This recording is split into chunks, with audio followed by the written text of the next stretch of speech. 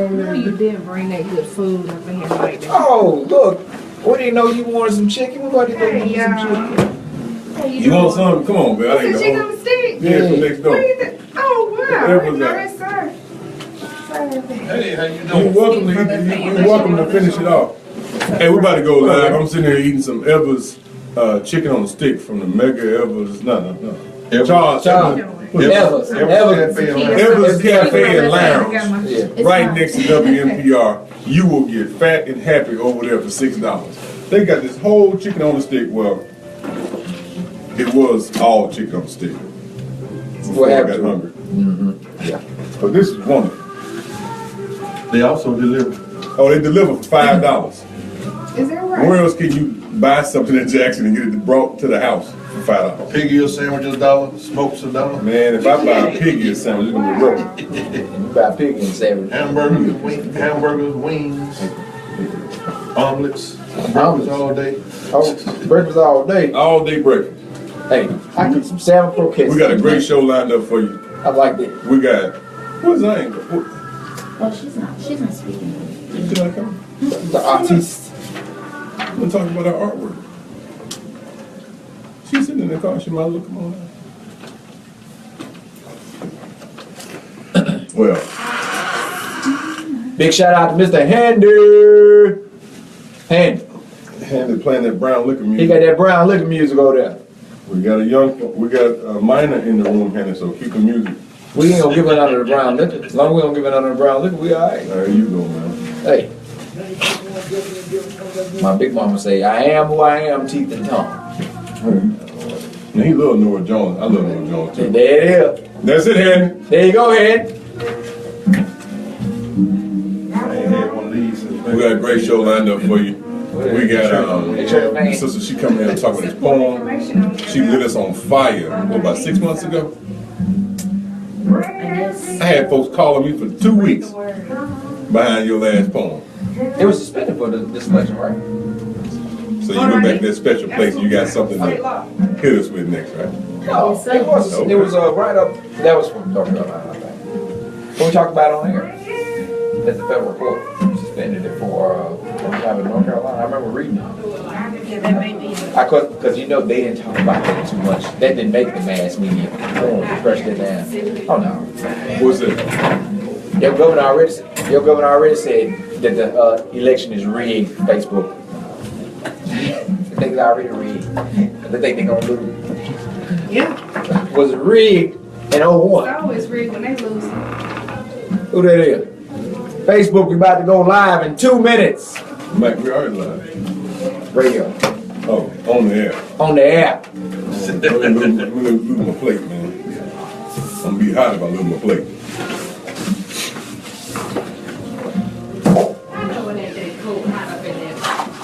Come on in, Roz.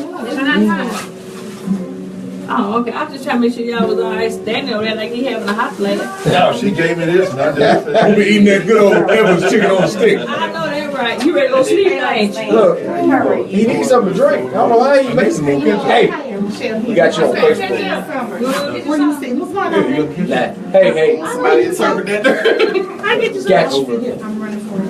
Oh, you can sit next to me. Oh, okay. I live in district. I think I'm district. She gonna light the mic on fire. I can't wait. Who that is? She gonna light the mic on fire.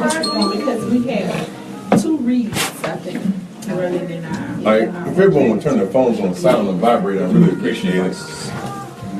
WLPR, the voice of the community, 90.1 FM, Jackson, Mississippi, or on the web at www.WLPR9. We're gonna let some more folks come on in the room. Y'all come on in, share, like the video so we can get our numbers up. For all our normal viewers, go ahead and press the heart sign so we can see you and the thumbs up sign so we can see you. Come on in the room. It will be up to Mac to bring in the old Negro spiritual. Come on in the room. Why they didn't let me in the bar? I got 2, but they wouldn't let me be in the bar.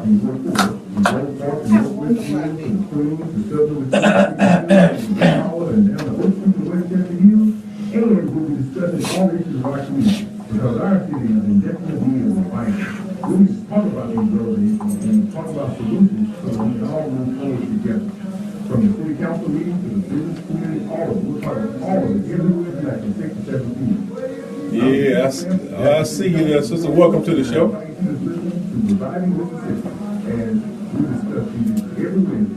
have to wear my glasses so I can see the screen.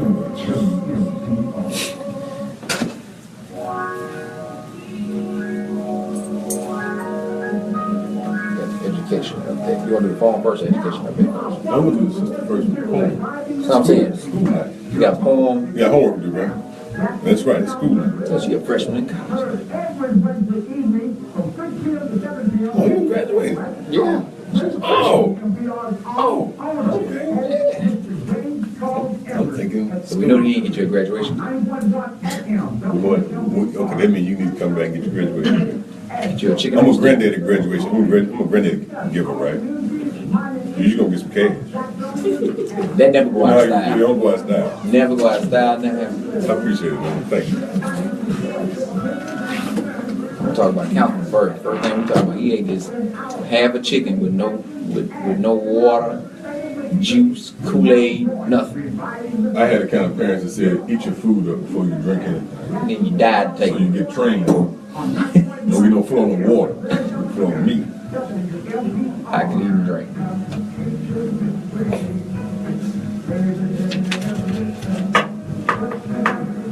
Somebody ate it.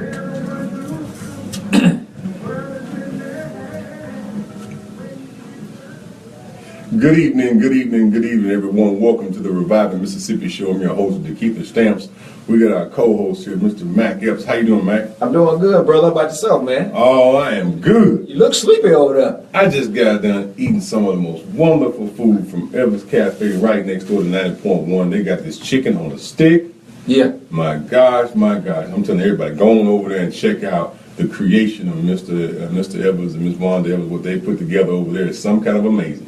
Yeah, the chicken on the stick was hanging out of the basket, and you just ate the whole chicken on the stick with It was so nothing to good. drink. I was going to save it for later, but I couldn't wait.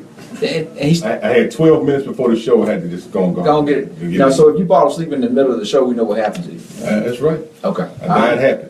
You died happy. I said sleep, not dead. We got us in trouble already. Yeah, so go on out and check out Evans Cafe. They got a wonderful operation going on there. And that chicken on the stick, for $6, you get the most humongous. It's better than the ones at the fair. Well, you can feed 3 people with that. I know. It was great. I still got to have a serving to go. So what we got going on today? We got a great show lined up for you, ladies and gentlemen. Well, first, I want to thank everyone who participated in our town hall meeting last week with the Central District Public Service Commissioner, Mr. Cecil Brown. Thanks to Commissioner Brown's entire office and staff, the Grove Park community, the Ward 4 community, for having a great town hall meeting. We had representatives from Atmos Energy, Entergy, and all the utility companies there talking about their new programs.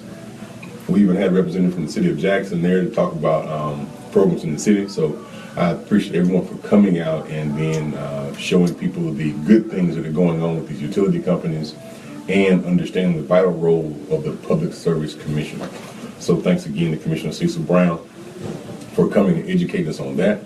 Also, I want to thank everyone who has been participating in Trace Pathways Farms. Every year, Stamps Farms hosts Trace Pathways for a educational learning experience. We had the first day yesterday. It was wonderful. We had several hundred students out there. Tomorrow's going to be a huge day. So we look forward to all our PTA members and president coming out tomorrow to the farm. I'm throwing no elbow. We're looking forward to them coming out there and enjoying things with us. So we appreciate everyone who comes out. If you want to volunteer, definitely give us a call and give our office a call and we can facilitate that. But we'll be down on the farm. You can check us out on Facebook and all those other media outlets because we will be live and direct with close to 500-600 kids tomorrow. So it's going to be a tall order, man. Yeah, You got your work boots ready? I got my boots ready. Let's put that out there too. If you come to the farm, please, I know it's warm weather, you want to show your toes. Put on some hard bottom shoes. Because you're going to step on something. Longs, no cute socks. No cute socks. And the ones that show your ankle bone? No, bring the calf socks. Wear jeans that come all the way to the bottom of your shoe. That's right. If you want to volunteer, The students get there about 9 in the morning. We ask our volunteers to get there at 8. The address is 6580 Learned Road, Edwards, Mississippi 39066. Now, even though the address says Edwards, the location is closer to Learned by Oakley Training School. So come down Highway 18 and you follow the signs for Trace Pathways Farms. You can't miss it. You get to Raymond High School, take a right. Before you get to Carver, take a left, and you'll see us on the left-hand side. But again, that address is 6580 Learned Road, Edwards, Mississippi 39066, and the telephone number to call, to volunteer, or if you get lost on the way, is 601-497-1889. That's 601-497-1889. And talk to Dr. Rosie Payton. She's the educational director of Trace Pathways. She does a wonderful job of creating good programs. My father and our group focuses on the facilities. You know, she says she want a bale of hay here, great. You want a tractor here, great. You want a hay ride here, fine. You want cows here, great.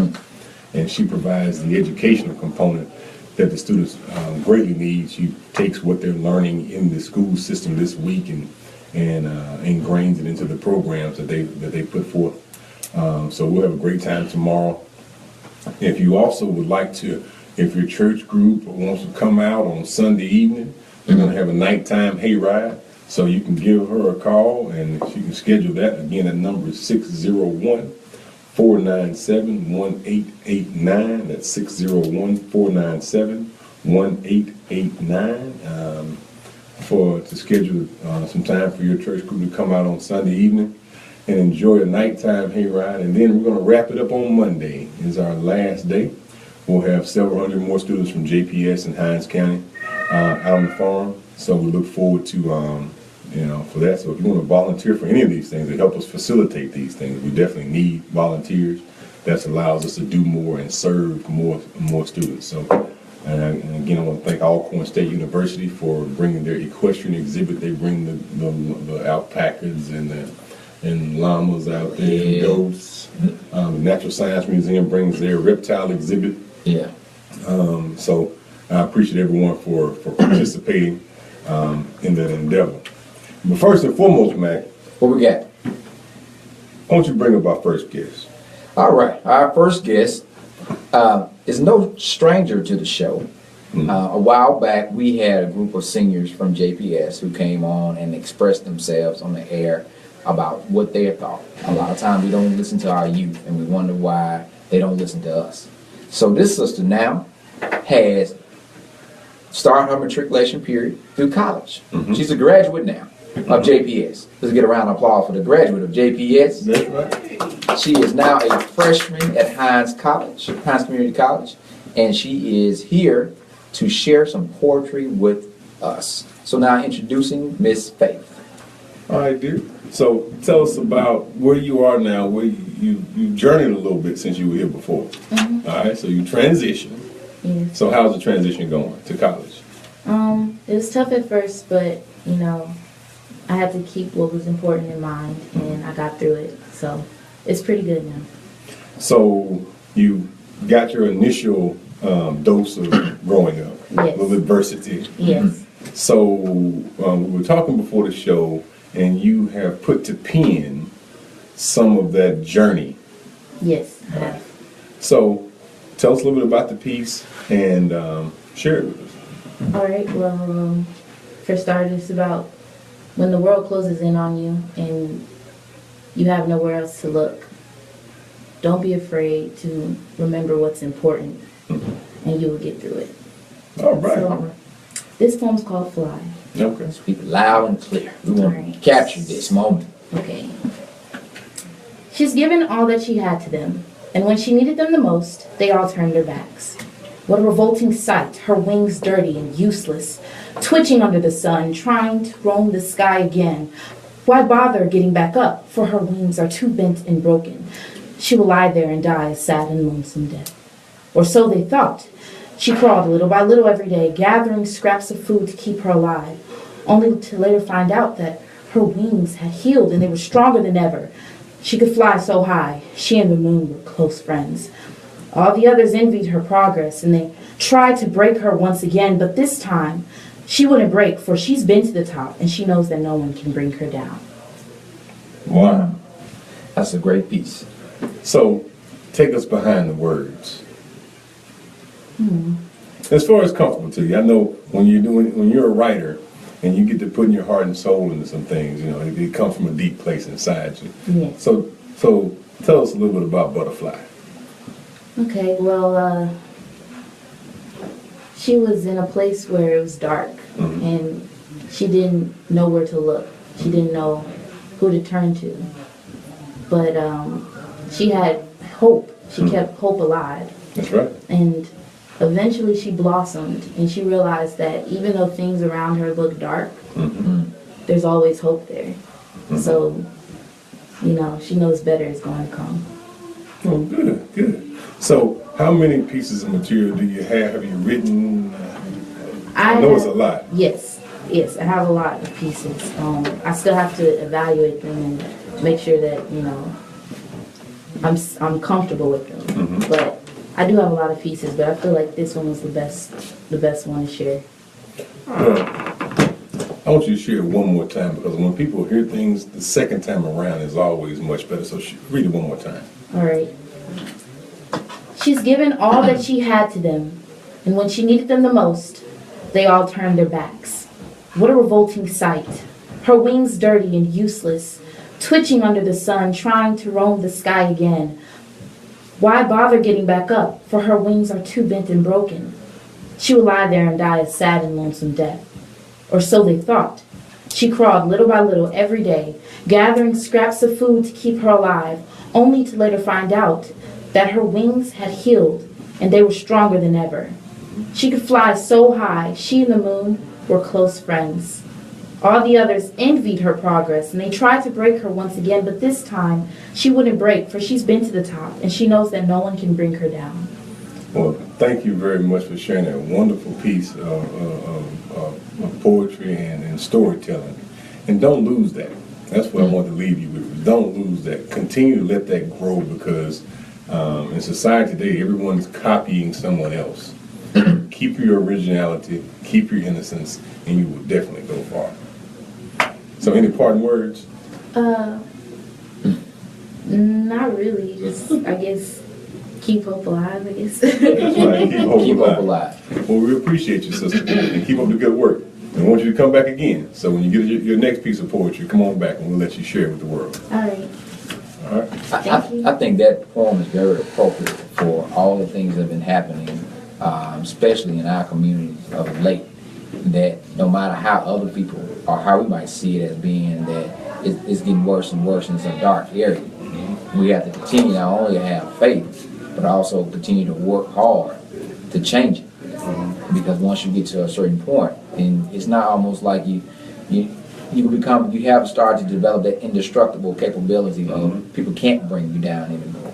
So it starts with us. You know, with everything that's been happening, everything we've been seeing on the media, and everything that's transpiring, it's with us to have faith and work. Because faith without work is dead. So we got to keep working with it, and to show that we can be our own champions, and we can change the way things look in our community and in our lives. So, all right, then we will keep this thing rolling. We'll keep this thing rolling. We got another warrior coming to the mic, and this young lady here is stepping up to the plate and seeking public office. You know anything about this young lady? I know a lot about you. Definitely is a hard worker and effective in the voting process, and understands the importance of voting. Now, I want to give a disclaimer. I'm friends with all these election commissioners in front. From District 2, District 3, I've talked to all of them, and I'm just giving folks an opportunity to share that message, because I remember when I was running for office, it's hard to get your message out there. It's hard to find a space in the media, especially when it comes down to the wire, because you only got a few outlets to come on. You only got a few outlets to work with. So it's hard to get your message out there. So I've allowed for a lot of them. I haven't got to all of them, but I allow for a space for a lot of folks to come on and talk. Because the only person I'm endorsing in this race, like getting full-fledged behind everything I got, is my 12th grade civics teacher, Miss Yvonne Horton over in District 4. because she probably beat me up by now. I think you got 8 out of that class. But today we have Ms. Dekeither Summers here. Zakia has had a great history of working in the community and doing things for other political candidates when they're running for office. And she's now offering herself to public service in the role of election commissioner. So welcome to the show, Ms. Summers. Thank you, Councilman Stamps, and thank you, Mac, for having me on the show today. Good evening, Hinds County District 3 voters. I am Zakia Summers, and I am running to be your next District 3 election commissioner. And I'm asking for your support and your vote on November 8th. And Councilman Stamps is right. You know, I've been in the community, you know, as far as I can remember, trying to impact my community with positive things that can help my folks. And I'm accepting the challenge to be a public servant in politics and be your next election commissioner. This is not my first rodeo of this. I was actually appointed to this position last year by the Honorable Supervisor Peggy Calhoun, and I was able to accomplish a lot while I was there, but most importantly, I saw where there was a lot more that needed to be done. And Councilman Stamps, you and I had the opportunity to meet along with the other commissioners about how we could work together to match the city precincts with the county precincts. And I think that's very important, and that is a critical component, a part of my initiatives when I become election commissioner. I think that we do need to work towards that because it will decrease confusion among our voters.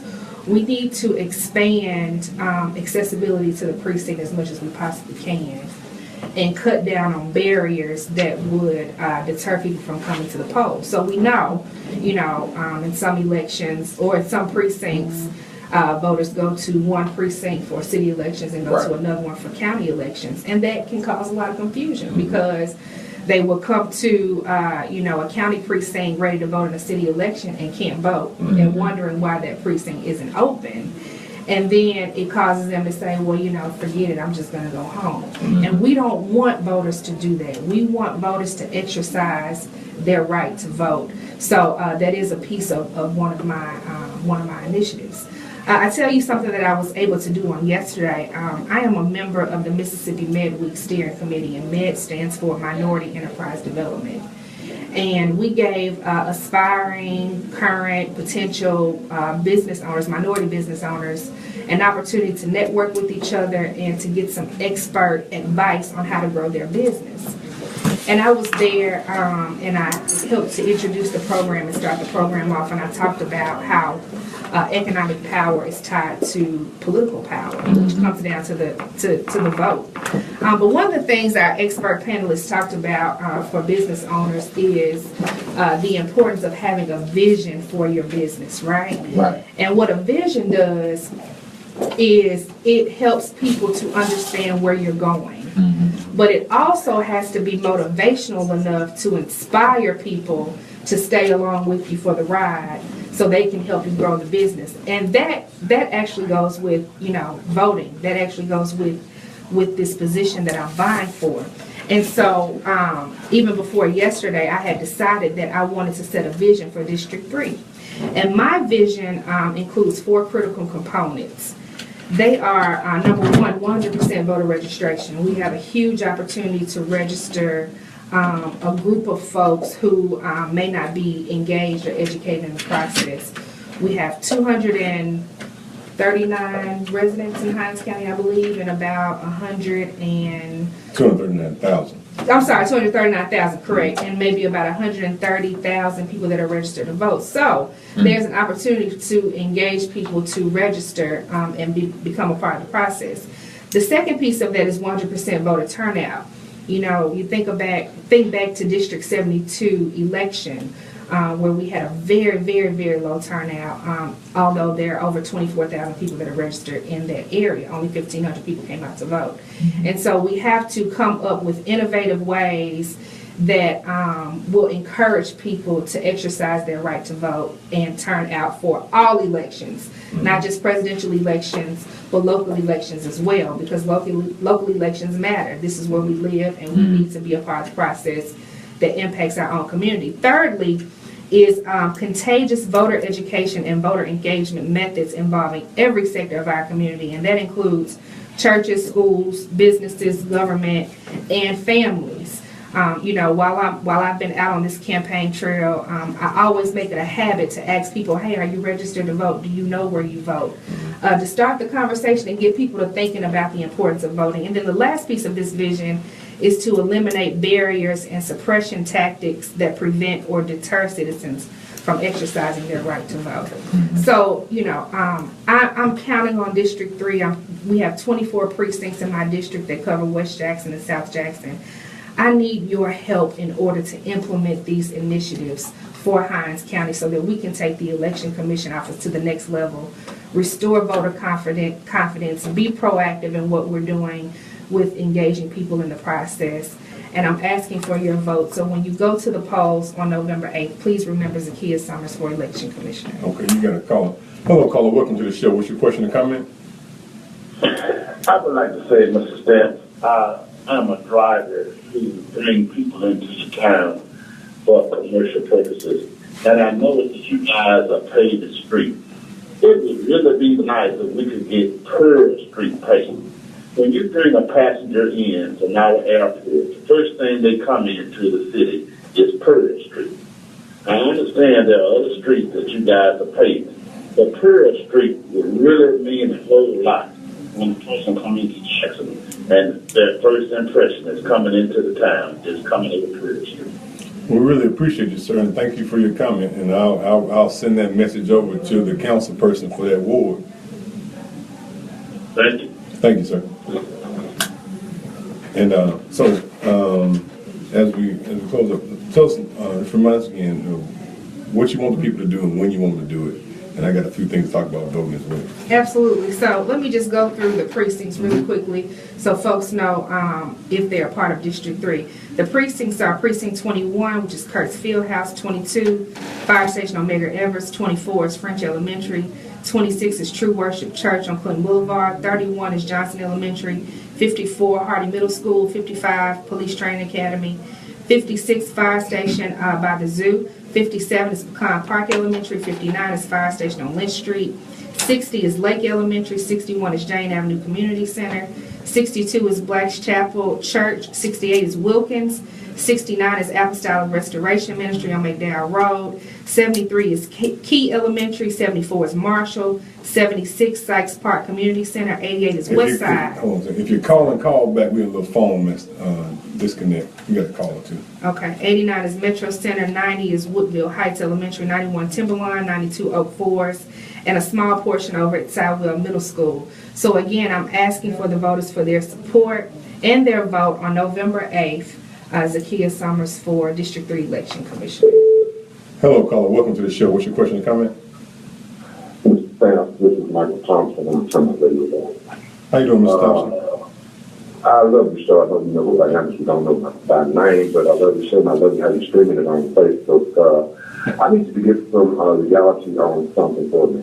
Okay. She just mentioned something about, but you got 230,000 voters and only 100 and something more voters. My question is this, about people who have felonies. To what degree is a felony whereas they can't vote? And what is stipulated in, you know, I know if you murder somebody you can't vote, but to what degree of felonies that a person can and cannot vote? And I'm going to hang up and listen if you can see that on that. Do you have the information? Yeah, that's actually an excellent question. So there are 22 felonies that disenfranchise you from voting. Those crimes are murder, rape, robbery, theft, arson, obtaining money or goods under false pretense, perjury, forgery, embezzlement, bigamy, armed robbery, extortion, felony bad check, felony shoplifting, larceny, receiving stolen property, robbery, timber larceny, unlawful taking of a motor vehicle, statutory rape, carjacking, and larceny under lease or rental agreement. Is way too long, right? It's way too many crimes. Right. But you'll notice that drug felonies are not a part of that list. Also, one thing to note that if you have been convicted of a federal crime, you can still vote in Mississippi. If you've been convicted of a felony outside of the state, you can still vote in Mississippi. It's only if you've been convicted of one of those 22 Mississippi felonies that would disenfranchise you. Hello, caller. Welcome to the show. What's your question or comment? Yeah, I was asked her, with that being election commissioner, we have our handicap society, and we have a very difficult time trying to get to the polls and vote, especially our blind people. You know, half the time we there, nobody there to help, and the other half the time we just can't get there. Okay. Well, definitely, we have several, if you need a ride to the polls, definitely give us a call. We will ensure facilitate you getting a ride to the polls. You can also vote early if you meet the qualifications for voting early. So if you need to vote early, or if you need to ride to the polls on election day, stay tuned. We'll have that information for you. Thank you. Thank you. And thanks for coming to the show. Thank you so much, Mr. Stamps. Thank you so much, Hinds County. And next up, ladies and gentlemen, we got our favorite PTA president. Our favorite. Paparazzi. Right. You didn't call it paparazzi, did you? Yeah, I did. Look, she always taking pictures. She definitely captures the moment. She is Jackson's PTA president of all PTAs. She does a great job of doing what she does, and she allows us to have a good PTA organization. So, Rosalind, welcome to the show, dear. Thank you for coming. So, I know Jackson Public Schools is at the heart of a lot of our conversations right now. Can you give us a little update of this? Give us a little update of what the people are feeling, what the PTA is talking about, and how we're gonna get through this. Again, you guys are family, but I do appreciate you inviting us and giving us a platform to kind of share education-related news from across the district and what parents are thinking, saying, wanting, and all of that stuff in between. As far as the current state of PTA and on behalf of parents across the district, I can honestly say that the majority of parents are still wanting to put their hands on something to figure out what they can do to help make all of this make sense. Because despite all of the frustrations that are going on, and there are many of them, our children are still students of this school district, which means that this school district belongs to us, like it hated everything else. And so because of that, we have a responsibility to do our part to make it make sense. So in the midst of all of that, and Michelle, you can correct me on anything that I'm saying, I may get off track, but for the most part, parents still want to do something.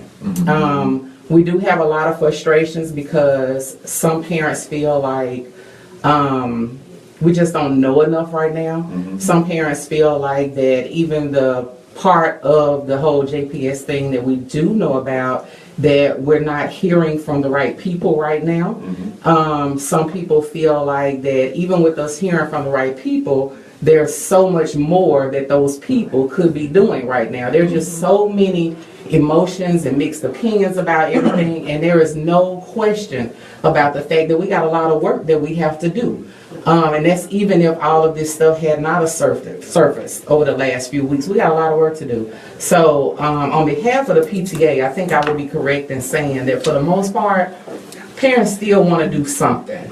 We don't know what that looks like right now because we need a little bit more information. We do need a little bit more education around the district as far as school structure, how education works, whether it's in our district or on the state level, and all of those things that affect our school district. But for the most part, we want to get this right. We just got to kind of learn what that is. Well, you know, when you called about coming on the show, I'm overjoyed because we do have to educate our parents that we have been targeted for takeover. Right. And that's driving a lot of these things. Exactly. The changing of the rating formula of even grading school districts was done in such a way that would put Jackson Public Schools in an F category. It would be, we have to do something amazing. That's right. To not have been downgraded to an F because of the changing of the system. And it's happened this year. It happened a few years ago, mid-year. That's right. We started the year off with one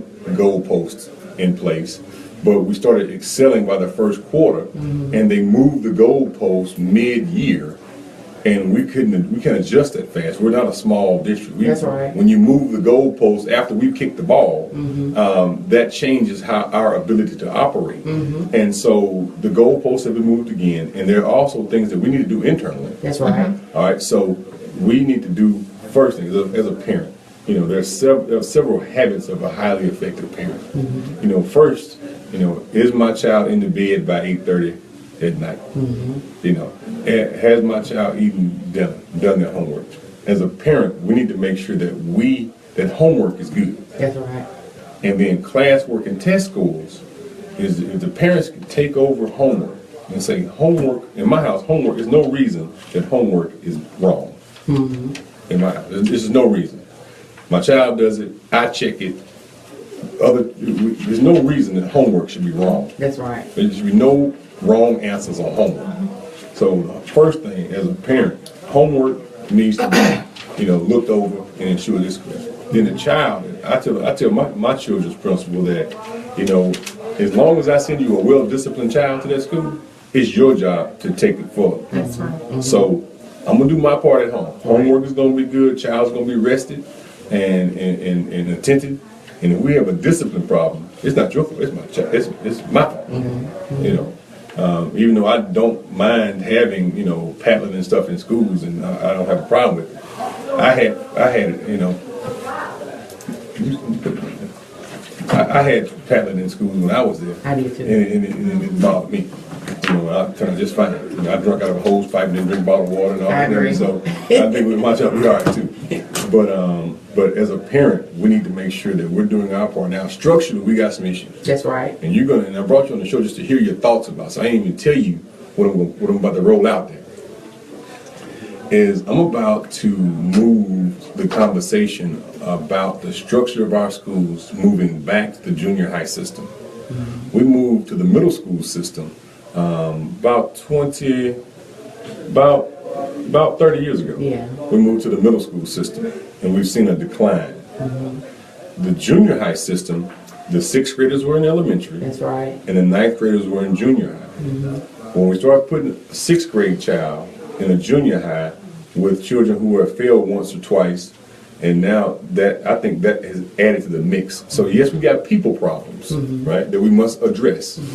But we also have structural problems that I believe that we need to address as well, so that we can operate in the best structure for our children. You know, just like a few weeks ago I was talking about on the city side, we had the same problem. Structurally, I want to change the form of government that we have as we address our people problem. But in the school district, I want us to move back to the junior high system, so that our children are in a different situation. Because in the 9th grade, you're around 13 years old, and I remember when I was in the 9th grade, I was taking geometry. That's right. But they put me in the class with the seniors who were taking geometry. So now I'm a 13-year-old in a classroom with 20-year-olds, 19-year-olds. You know, that's a different mix. You know, so I believe when we're looking at it, changing it structurally, we have to make sure that the city follows up behind that with providing funds for additional schools. At the moment, our elementary schools, just with pre-kindergarten through 5th grade, are overcrowded. We have a lot of them that are over the capacity simply because of a lack of prior planning, as developers were putting apartment complexes, et cetera, in different wards.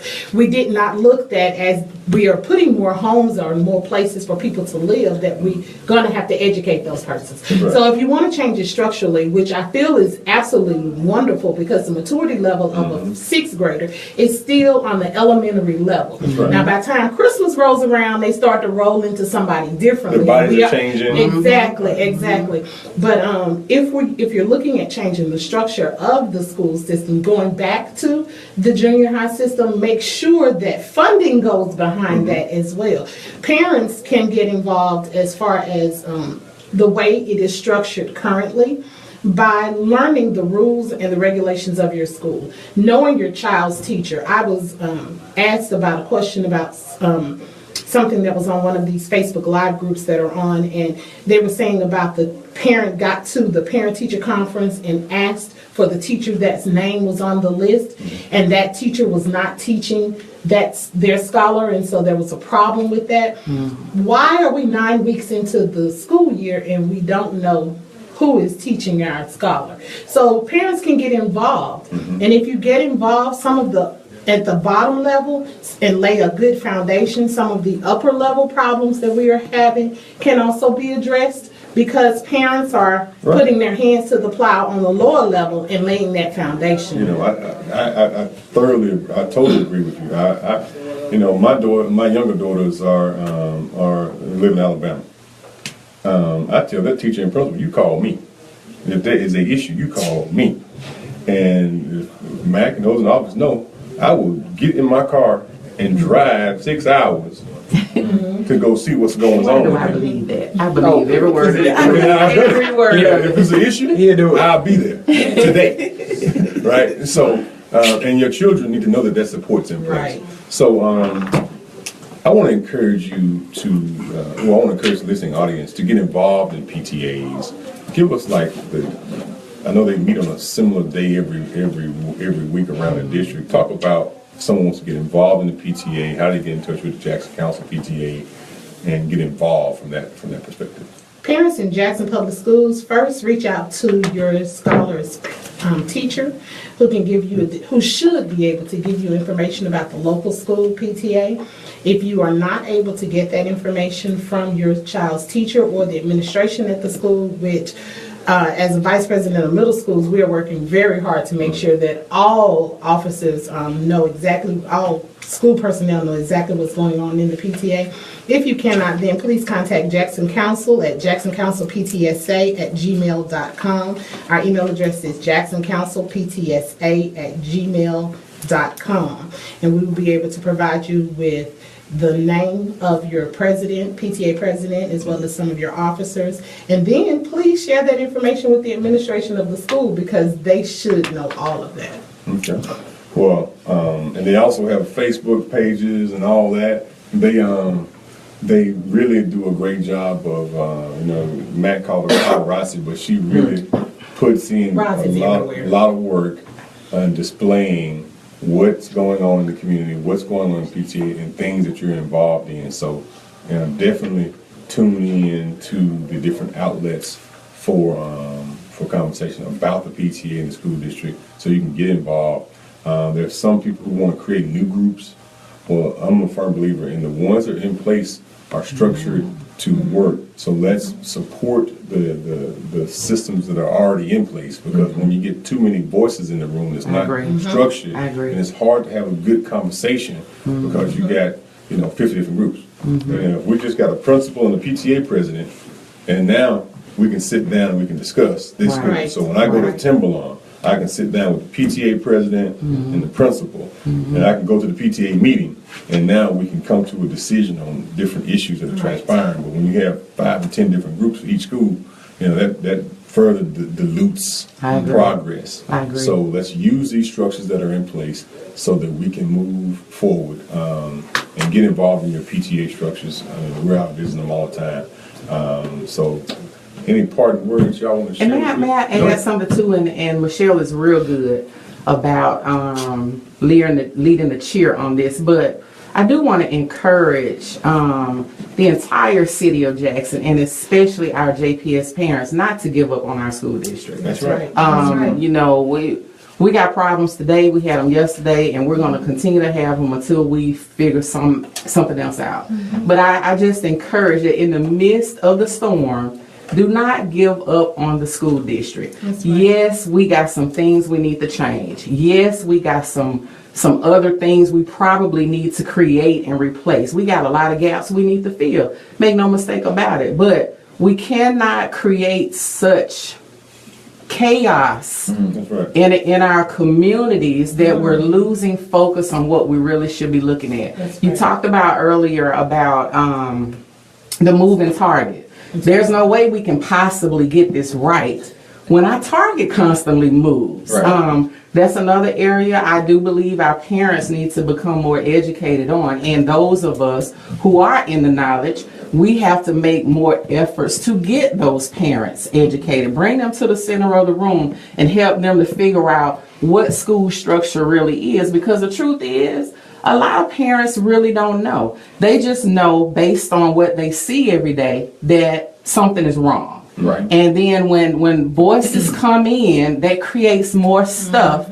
in our head. And before long, we got everybody's mad. Everybody's mad at everybody in the school district. But at the same time, whether we like it or not, as long as it is our choice, we have to give our babies to the school district that we don't like. And as long as we don't like it, we're going to contribute to the problems that keep sitting in the spaces that we're getting mad at. So, okay, go ahead. Hello, caller. Welcome to the show. What's your question and comment? Okay, thank you. Good evening, everyone. Quick question about the process for a parent to visit a school. Is it based on the school or based on central office main policy? Is it different at every school? And as a parent that I talked to yesterday, so they have to make an appointment. They can't just go up there. It have to be agreed upon when their appointment is given to them by someone else. So can you speak to that, please? Sure. Or did you understand it? Yes, ma'am. Yes, ma'am. We understood Okay. it. Thank you. I'll hang up. Thank you. Thank you. Thank you. And thank you very much for that question. Visits to the school are always welcomed by central office and the district. However, visiting the school during instructional time can be distracting. And so that's why each individual school may set aside time for you to visit the school. You may be asked to visit the school during the teacher's planning period so that you're not distracting her from what her actual focus is and what you want her to be doing or him to be doing in the classroom, and that is to be providing engaging instructions for your child. So, like I said, the district, Jackson Public Schools District, encourages you to visit the schools, but individual schools will let you know that they do want you to come at a time when it's not a distraction to the classroom. Right. One thing that they may be looking at is how do you maintain a good learning environment and make it all flow. Because I don't want any hurdles. Right. When I want to see my child, I want to see my child.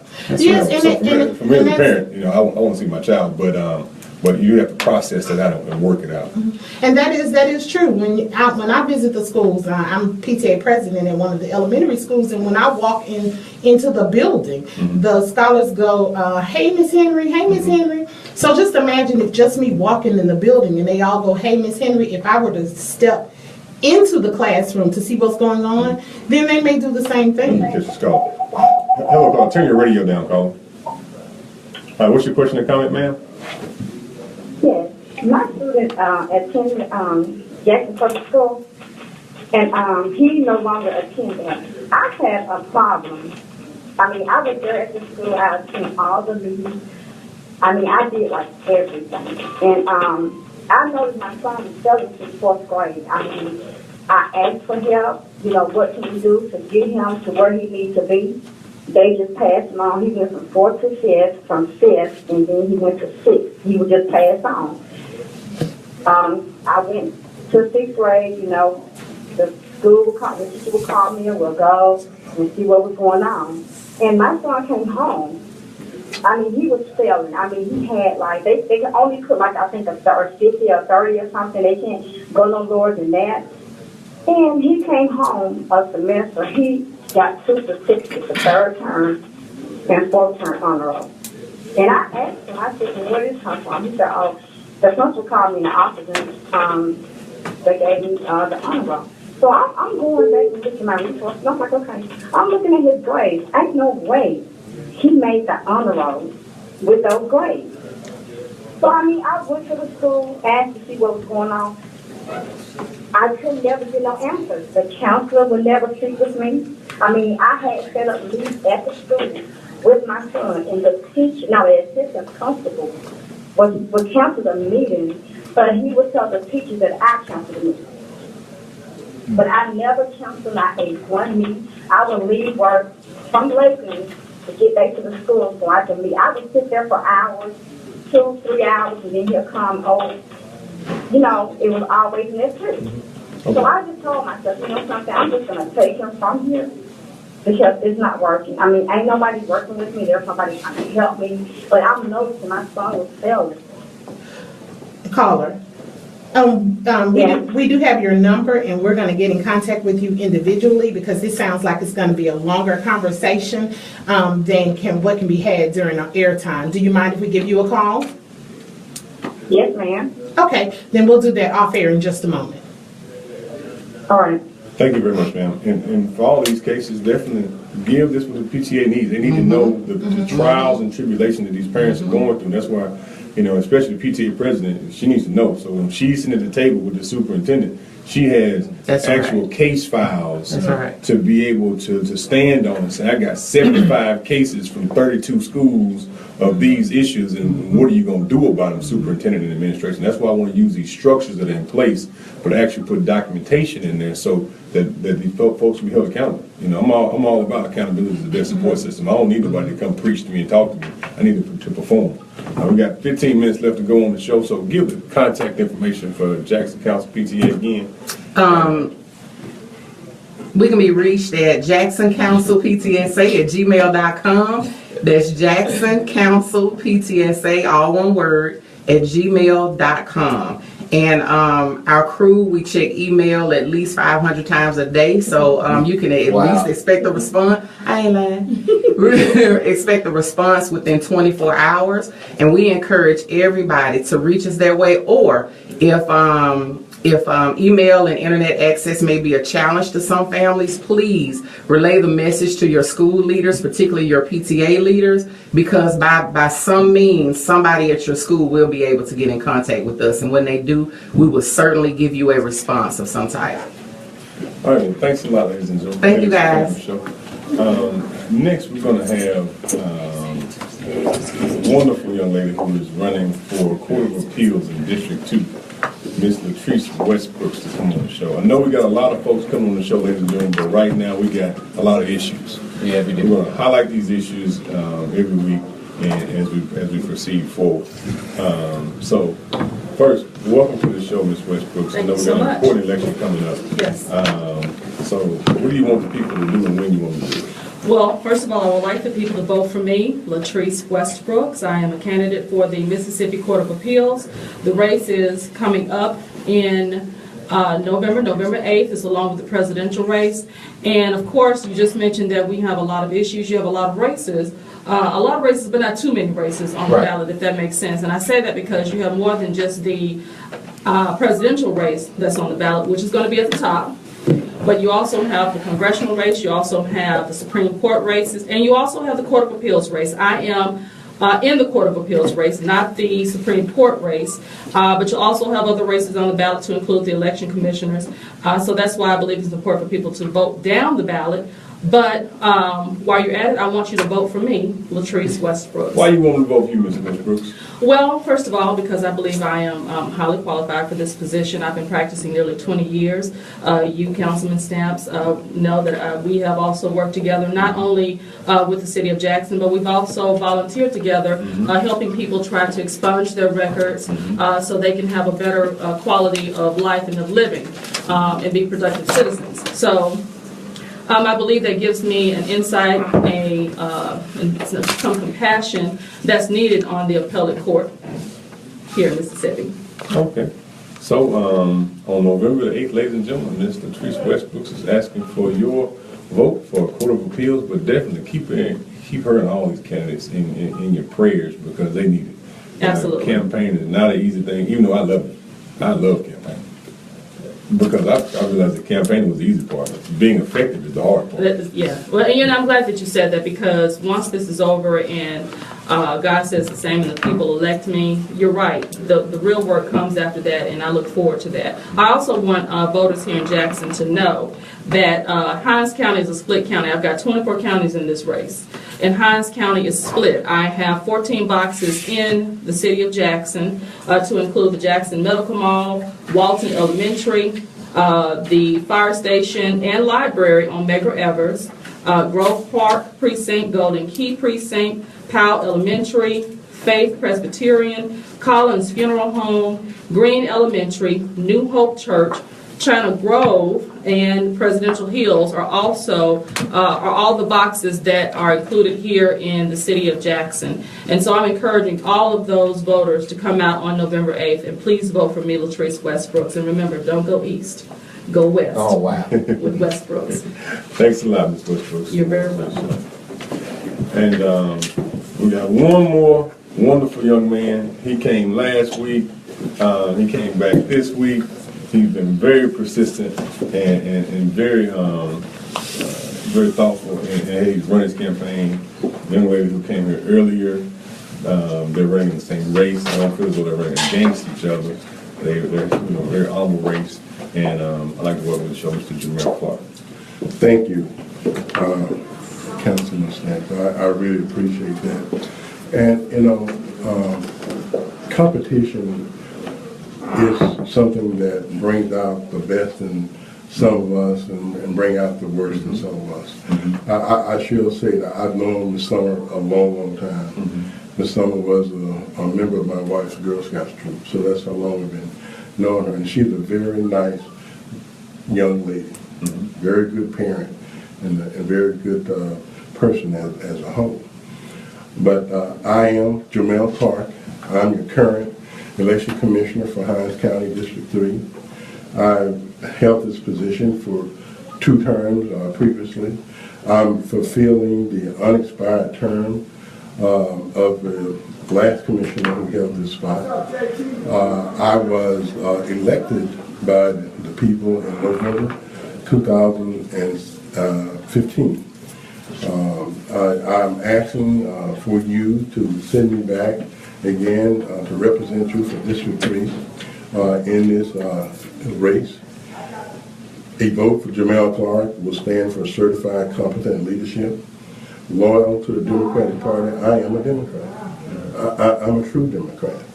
Accountability to the voters of District 3, responsible for fair, transparent elections, and knowledgeable of the election process. When I say knowledgeable of the election process, I am one of the only 2 people down there in most recent time who were able to put the presidential names on the ballot, the congressman's names on the ballot, the Supreme Court, the appeal court, the races that were held in 2012, presidential elections.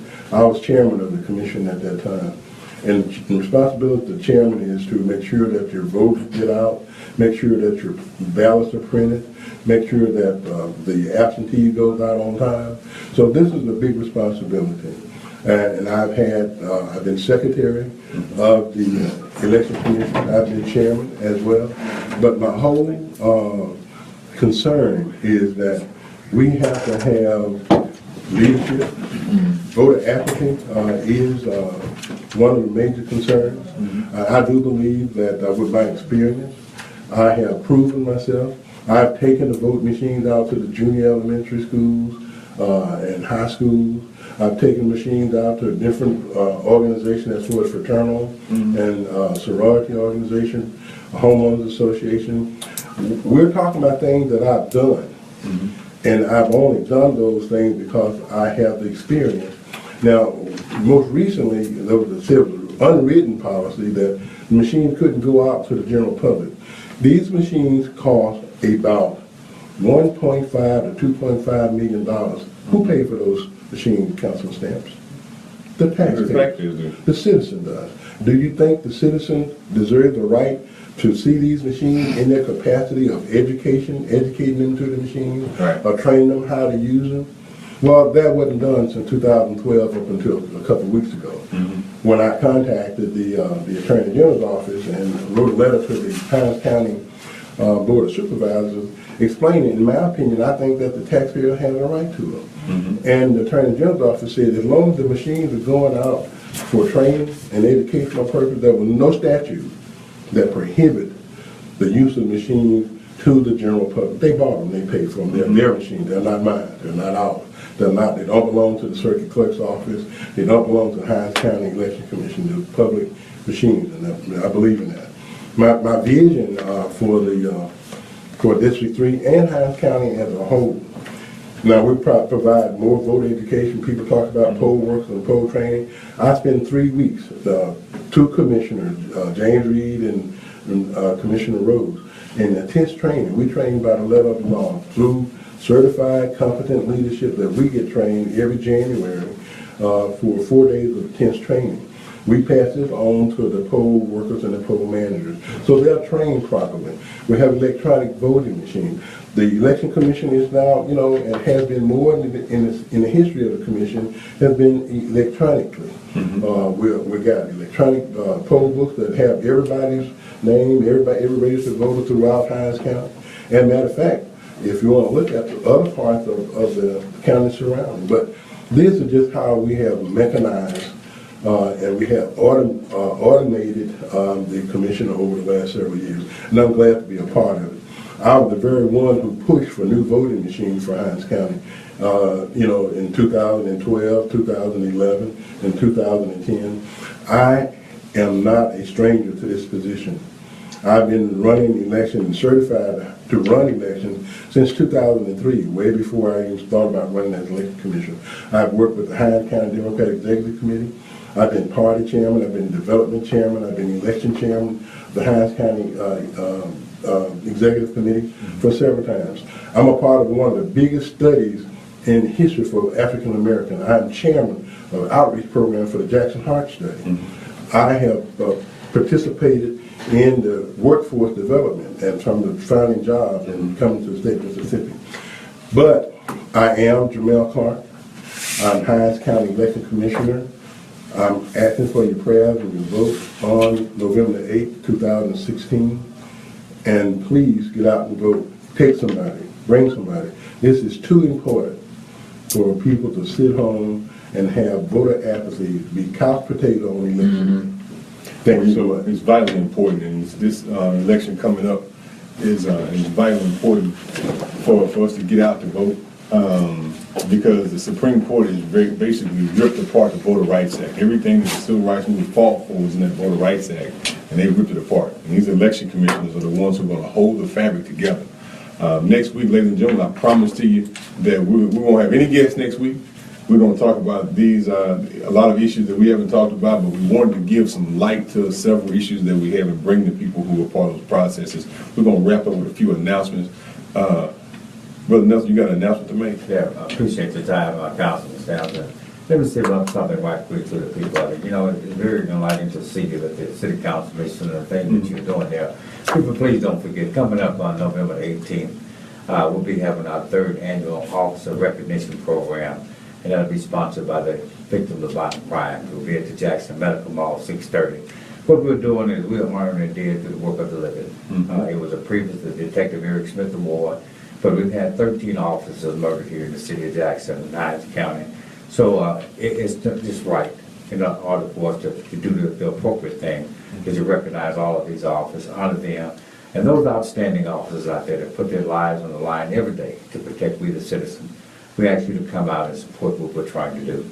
And we'll be at 6:30 Jackson Medical Mall, November 18th, asking everyone to come out. Thank you. And everyone who wants to participate in Trace Pathways Farms down on the farm tomorrow, come on out. I know they're out there listening right now, getting things ready, almost in the dark. And we will see all the young folks bright and early in the morning. Stay tuned to a big announcement on the Respect Our Black Dollars show. So I'll be on the Respect Our Black Dollars show in about an hour and 10 minutes. And we're going to have a huge announcement in about an hour and 10 minutes. Mac, any parting words? Oh, got one announcement. As we talk about Respect That Black Dollar, Black Economics, tomorrow at the Nest that highlights across the street from Tulu College, Jackson Black Pages Mixer, we'll talk about financial literacy and commercial lending. We will have representation from Hope's Credit Union, the only majority black-owned bank we have here in the city of Jackson. So come out. It's free to come out, get some knowledge, do some business, and let's support those folks who are supporting the business in our community. That's tomorrow at 5:30 p.m. at the Nest Highlights across the street from Tulu College. We will have the Jackson Black Pages Mixer with representation from Hope Credit Union. That's it. And as always, everyone, all white folks not bad and all black folks aren't good. So make sure you use a little discernment to figure out how you're going to rebuild your village to create the lifestyle you want, and never let anyone put you in a position where you don't love your own people. Because when you hate your own people, you're part of the very oppression we're trying to lift ourselves out of. I love you, Jackson. I love you, Mississippi. We'll see y'all next week.